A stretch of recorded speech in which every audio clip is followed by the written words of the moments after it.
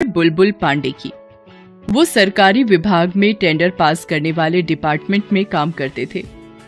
ऊपरी कमाई तो वहां इतनी थी कि एक साल में आदमी लाखों रुपए का बैंक बैलेंस बना ले। लेकिन हमारे पांडे जी तो ठहरे सीधे साधे भोले भाले। कोई उन्हें घूस देने की पेशकश करता तो वो समझ ही नहीं पाते। एक बार की बात है, एक ठेकेदार टेंडर पास करने के बदले में एक मिठाई के डब्बे में उन्हें नोटों की गड्डियां देकर वापस जाने लगा। पांडे जी ने जब डिब्बा खोला तो उसमें नोट ही नोट थे। अरे ठेकेदार साहब, अरे आपका ये डिब्बा छूट गया है। अरे देखिए तो इसमें नोट ही नोट भरे हुए हैं। अरे ऐसी लापरवाही मत कीजिए, पैसे बहुत मेहनत से कमाए जाते हैं भाई साहब, इस तरह कोई इन्हें छोड़कर जाता है क्या? पांडे जी की बात सुनकर सारा ऑफिस उन्हें मुस्कुराकर देखने लगा। ठेकेदार भी झेप गया। अब वो कैसे कहता कि ये तो टेंडर पास करने के लिए घूस के पैसे हैं। वैसे वो ये कह भी देता तो हमारे पांडे जी उन पैसों को हाथ तक नहीं लगाते, क्योंकि उन्हें लगता था कि ईमानदारी से बढ़कर कोई पूंजी नहीं होती। बहरहाल लगभग 40 साल के हो चुके हमारे पांडे जी इन दिनों बहुत परेशान से हैं। असल में उनकी शादी तय हो गई है। उनकी पत्नी ऐश्वर्या इतनी सुंदर है कि हमारे पांडे जी को तो एक सप्ताह विश्वास ही नहीं हुआ कि इतनी सुंदर लड़की उनकी पत्नी बनने वाली है। पांडे जी ऐश्वर्या की तस्वीर देख रहे हैं। हम दोनों का कोई मेल ही नहीं है। ये इतनी लंबी और मैं ठिगना सा, ये दूध सी गोरी और मैं च्यवनप्राश सा। शादी के पहले मुझे कुछ ना कुछ करना पड़ेगा ताकि लोग मेरा मजाक न उड़ाएं।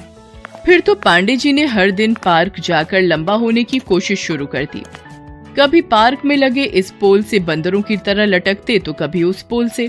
हर दिन घर आकर अपनी लंबाई नापते भी, लेकिन कोई फर्क उन्हें नहीं पड़ा।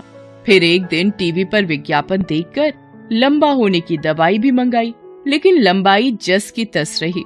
इस बीच शादी का दिन आ गया। पांडे जी की ऐश्वर्या से शादी हो गई, सुहाग रात के दिन। आप बहुत ही खूबसूरत हैं, आपके आगे मैं कुछ भी नहीं, लेकिन मैं इतना वादा आपसे करता हूँ कि मैं प्यार आपसे कहीं ज्यादा करूंगा। एक लड़की को और क्या चाहिए पांडे जी।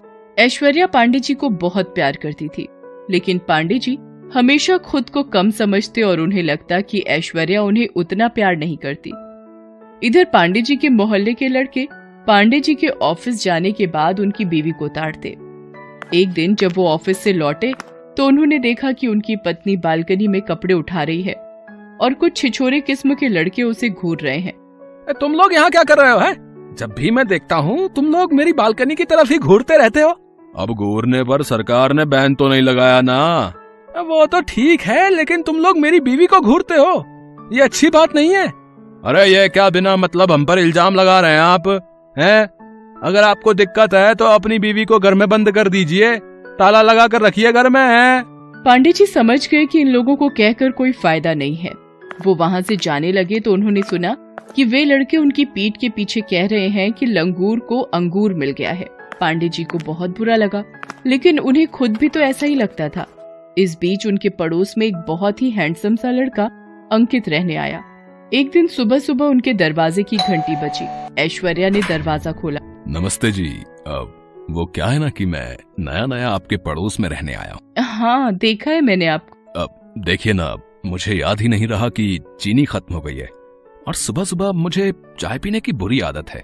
अब इस समय कोई दुकान तो खुली नहीं होगी, आप बुरा ना माने तो थोड़ी चीनी मिलेगी। अरे इसमें बुरा मानने वाली क्या बात है, पड़ोसी तो पड़ोसी के काम आता है। पांडे जी ने ऐश्वर्या को अंकित से इस तरह बातें करते देखा तो मन ही मन वो जल भुन गया। इसके बाद तो अंकित अक्सर उनके घर कुछ न कुछ लेने के लिए आता रहता। एक दिन पांडे जी ने ऐश्वर्या को टोक दिया। अरे ये क्या, ये सुबह सुबह मुंह उठाकर हर दिन चला आता है ये लड़का? अरे हमने कोई परचून की दुकान खोल रखी है क्या? क्या कह रहे हो, धीरे बोलो, कहीं उसने सुन लिया तो। पता है बड़ा ही अच्छा लड़का है ये अंकित। तुम जब घर में नहीं होते हो और मुझे किसी चीज की जरूरत हो तो ये तुरंत ला देता है। सच में ऐसे लड़के आजकल होते कहाँ हैं? अच्छा, ये मेरी गैर हाजिरी में भी यहाँ आता है क्या? है? हाँ, कई बार। कोई दिक्कत है क्या? नहीं, क्या दिक्कत होगी? है? कोई दिक्कत नहीं है हमें। अब पांडे जी अपनी पत्नी से क्या कहते कि अंकित से तुम्हारा इस तरह बातचीत करना, घुलना मिलना ठीक नहीं है। अगर वो ऐश्वर्या से कहते तो वो बुरा भी मान सकती थी। उन्होंने कुछ नहीं कहा, लेकिन उस दिन के बाद उनके अंदर अंकित की तरह गोरा और स्मार्ट दिखने की तलब जग गई। वे 9,000 रुपए का गोरा होने का प्रोडक्ट घर ले आए। अरे ये इतना सारा क्या ले आए? कहीं सेल में मिल गया क्या? अरे नहीं नहीं, कोई सेल में नहीं मिला है।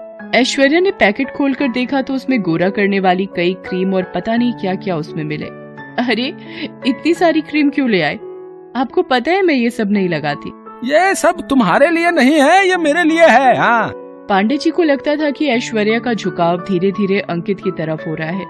उन्हें ये भी लगता था कि अगर वो अंकित की तरह गोरा दिखेंगे तो उनकी पत्नी उन्हें बहुत प्यार करेगी। एक दिन जब शाम को पांडे जी ऑफिस से लौट रहे थे तो उन्हें मार्केट में ऐश्वर्या अंकित के साथ दिखी। दोनों खूब हंस कर बातें कर रहे थे। उन्हें इस तरह देखकर पांडे जी को बहुत बुरा लगा। वो घर आ गए। थोड़ी देर बाद ऐश्वर्या भी अंकित के साथ घर लौटी। अरे आप कब आए?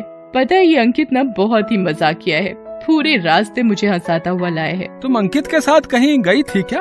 अरे नहीं नहीं, मैं तो मार्केट गई थी, मुझे कुछ जरूरी चीज लेनी थी। अंकित मुझे रास्ते में ही मिल गया। भाभी जी अब मैं चलता हूँ। अरे नहीं नहीं, चाय तो पी लो।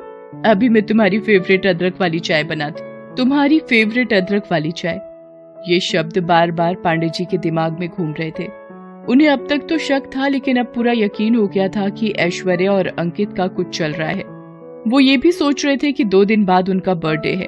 ये बात उनकी पत्नी भूल गई है, लेकिन अंकित का फेवरेट उसे याद है। पांडे जी ऐश्वर्या को बहुत प्यार करते थे, लेकिन उन्हें लगता था कि वो अंकित को प्यार करती है। तब उन्होंने एक बहुत बड़ा निर्णय ले लिया। उनको तो हमेशा से लगता ही था कि वो ऐश्वर्या के लिए फिट नहीं है, इसलिए उन्होंने ऐश्वर्या और अंकित की जिंदगी से दूर जाने का फैसला किया। उन्होंने उस घर को छोड़ दिया और निकल गए। चिंता, परेशानी, टेंशन में भरे हमारे पांडे जी सड़क पर चले जा रहे थे। तभी उन्हें कुछ लोगों का शोर सुनाई। अरे भागो भागो, अरे भागो, अरे एक सांड पागल हो गया है, वो लोगों को घायल करता हुआ इधर ही आ रहा है। अरे भाई साहब भागो। पांडे जी ने देखा कि सचमुच एक सांड उनकी ओर ही भागा रहा था। वो जब तक कहीं भागते उस सांड ने उन्हें बुरी तरह घायल कर दिया। वे बेहोश हो गए। वो तो लोगों ने उस सांड को भगाया, नहीं तो पांडे जी का बचना मुश्किल था। जब उन्हें होश आया तो उनके पूरे शरीर पर पट्टियां बंधी हुई थीं और वे अस्पताल में थे। ये मुझे अस्पताल कौन ले आया? अरे मैं मर क्यों नहीं गया? अब क्या फायदा है जिंदा रहकर? भगवान ने बहुत सारी कमियां मुझ में दी, लेकिन मैंने कभी कोई शिकायत नहीं की। लेकिन जिससे मैं प्यार करता था, जिस बीवी के साथ पूरा जीवन बिताने की सोचता था, वो किसी और के साथ। ये सब सोचकर पांडे जी फिर से रोने लगे। तभी वहाँ पर उन्हें ऐश्वर्या दिखी, जो डॉक्टर से बात कर रही थी। पांडे जी को बहुत आश्चर्य हुआ कि वो यहाँ क्या कर रही है। तभी ऐश्वर्या उनके पास आई। मैं आपसे बहुत नाराज हूँ, आप अपना ध्यान बिल्कुल नहीं रखते। अगर आपको कुछ हो जाता तो मेरा क्या होता? आपको पता नहीं मैं आपको कितना प्यार करती हूँ। ये कहकर ऐश्वर्या पांडे जी के गले लगकर रोने लगी। तभी वहाँ पर डॉक्टर साहब भी आ गए। अब कैसा फील कर रहे हैं आप? पता है आपकी बीवी बहुत बहादुर है। उस दिन जब आप घायल हो गए थे तो ये अकेली ही आपको यहाँ लेकर आई। आपको ब्लड चढ़ाने की जरूरत थी, आपकी पत्नी ने ही ब्लड दिया। जब तक आपकी हालत नहीं सुधरी, ये बेचारी आपकी बगल में ही बैठी रही। पांडे जी ऐश्वर्या के बारे में क्या क्या सोच रहे थे और वो क्या निकली, ये सब सोचकर पांडे जी की आंखें भर आईं। बातों बातों में उन्हें पता लगा कि ऐश्वर्या पांडे जी को उनके आने वाले बर्थडे पर उनकी पसंद का शर्ट सरप्राइज में देना चाहती थी, और वो उस दिन उसी रास्ते से गुजर रही थी जहाँ सांड ने पांडे जी को घायल किया था, और अंकित को तो वो भाई की तरह मानती थी। पांडे जी अपनी नादानी पर मंद मंद मुस्कुरा रहे थे। आज उनकी सारी शिकायत दूर हो गई थी। हेलो दोस्तों, कैसे हैं आप सब? हमारी कहानियां देखने के लिए हमारे चैनल को सब्सक्राइब कीजिए, और हाँ, बेल आइकॉन पर क्लिक करना मत भूलिएगा।